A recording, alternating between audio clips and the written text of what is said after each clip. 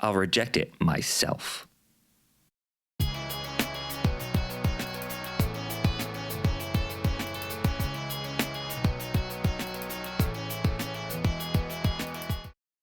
Hey everyone, thanks so much for joining me for Chronicles in Collecting, where we're going to take a look at the robot spirits Villkiss.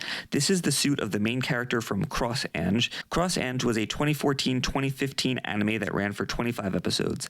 This figure, which came out in 2015, retailed for 9,350 yen, which is about $80. Ange first came on my radar when I was playing one of the Super Robot Wars games. It's part of a few of them, and it's kind of tied into the plot, and I guess kind of importantly in the game you're fighting like dragons, so you have all these like mechs and everything, and they're fighting dragons, and I was like, this show sounds amazing. So I checked it out, and I'd kind of heard that maybe it wasn't the most amazing show, and unfortunately I think that's kind of what bore out when I actually watched it. I'll give you kind of a quick summary. So basically, it takes place, I don't know, in some sort of like futuristic world, and basically everyone in that world has magical powers. And if you don't have magical powers, you're an undesirable, and then you basically get cast out of society. And then you have to go to this like prison where basically you get like a Gundam. I mean, they don't call them Gundams, they call them whatever it is that they call them.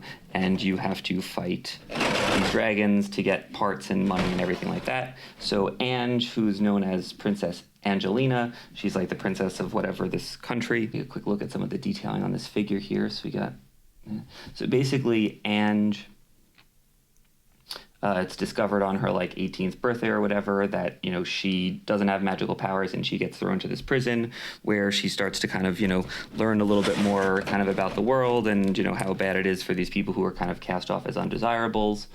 And they fight dragons. I mean, it kind of sounds like a cool show. I just think that the execution doesn't quite work out. It's very fan servicey. See some of these side wings here. It's very fan servicey, and I mean, to the extent that it almost makes it cringy to watch some of the episodes.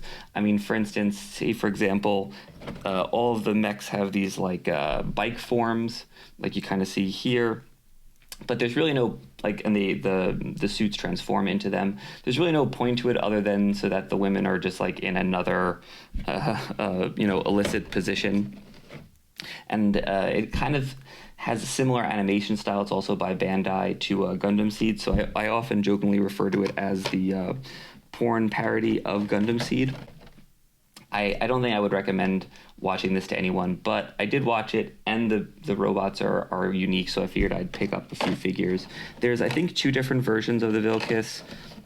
One of them is this one that we're looking at, which is kind of like its base form, and then like later on, they learn this like song that basically turns them into like a Super Saiyan, and there's like a updated form. Here's also the first run limited figure. So actually the bike is part of the transformation. So this kind of thing like transforms, and this lands on top of it, and then you ride on top of the bike.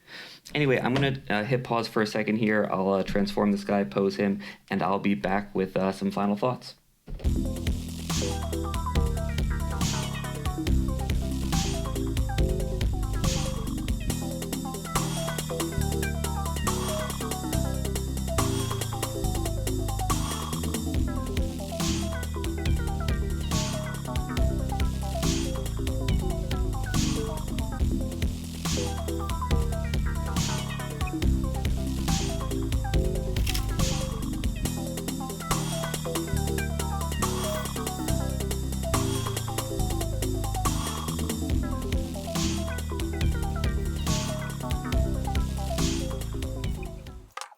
So here is the kind of bike form of this.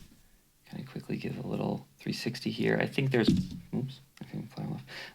probably there's a few more add-ons that you could put on, but this is pretty much the gist of it.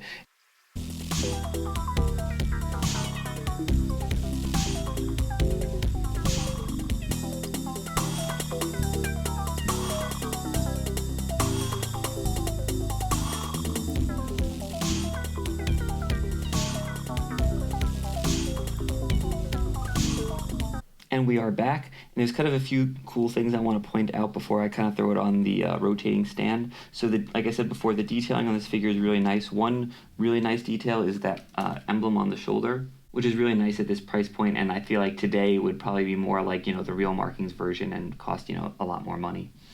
So yeah, some final thoughts while we get this on the rotating stand. I actually really like this figure a lot. It wasn't a super expensive figure, but it's got a lot of nice things from other price points. It's got a lot of really nice detailing. Like I said, it has the emblem. It's got cool colors on both the on the head and on the chest piece as well. Another thing that I really like is that the little bike part is separate. So even though I don't have it fully in bike mode, I do kind of have a little miniature over here with the little figure from the first print edition. One thing that I really did not like about this figure, it was so hard to click these wing pieces into the little sockets. I legitimately had to take the entire figure apart, and at that point I was like, I might as well have just built the model kit, because this thing is just actually in pieces in front of me, because that's the only way I could kind of get enough kind of friction to get it in there. Other than that, I think the transformation into the bike is also a little complicated, but maybe that seems, on point for a show about giant robots that fight dragons. Otherwise, yeah, really like the figure. Highly recommend it. I would probably not recommend the show, so I don't know why you'd really want the figure if you're not going to watch the show. But, if you want to complete your Super Robot Wars team or something like that, then definitely check it out. Anyway, thank you so much for checking out this video. Anime reviews go up on Mondays, and we do figure unboxings on Wednesday. And please join me next week, where we're going to take a look at the ZGMF X565 Alpha Force Impulse Gundam from the Metal Robot Spirits, which is actually going to be part 1 of 2 of the Force Impulse versus Freedom pose. Thank you so much, and keep collecting.